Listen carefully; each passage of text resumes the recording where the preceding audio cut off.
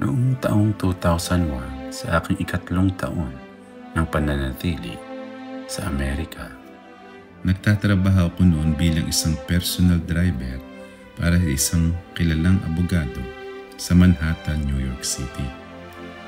Noong September 10, habang hinahatid ko siya pauwi sa Upper East Side ng Manhattan, sinabi niya sa akin na ihanda ang sasakyan ng alas 8 ng umaga dahil may meeting siya sa downtown ng alas 9 ng umaga. Kinabukasan ng alas 8 ng umaga, nagbaser na ako para ipaalam sa aking boss na naghihintay na ako sa labas. Karaniwan ay umaabot ng 45 minutes mula sa townhouse papunta sa downtown. Makalipas ang 30 minuto na aking paghihintay, lumabas ang aking boss pero hindi pa siya nakagaya. Sinabi niya na tinanghali siya ng gising at naabisuhan na rin niya ang opisina na malilate siya. Sinabi rin niya sa akin na umakyat muna ako sa townhouse upang makapag-prepare ng kape habang siya ay nagre-ready. Halos mag-aalas 9 na noon. Naghanda ako ng kape para sa aking boss at pagkatapos ay binuksan ko ang telebisyon. Lahat ng channel ay may news flash na nagre-report na may eroplanong bumangga sa North Tower ng World Trade Center.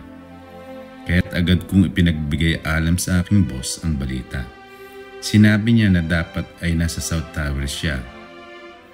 Habang nanonood kami, ilang minuto lampas ng alas 9 ng umaga, nasaksihan namin ang isa pang eroplano na bumangga sa South Tower ng World Trade Center, ang mismong gusali kung saan dapat ay ihahatid ko siya.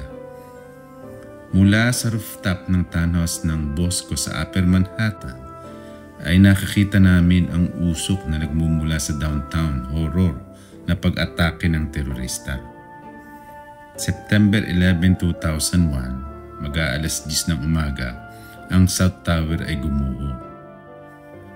At halos mag-aalas 10:30 naman ng umaga, ang North Tower ay gumuho din.